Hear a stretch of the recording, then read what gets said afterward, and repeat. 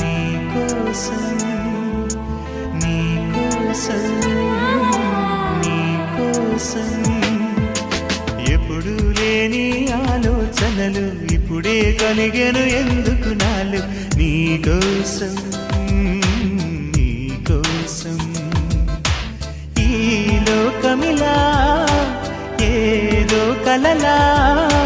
నాకంతా కొత్తగా వింతగా కనిపిస్తూ ఉంది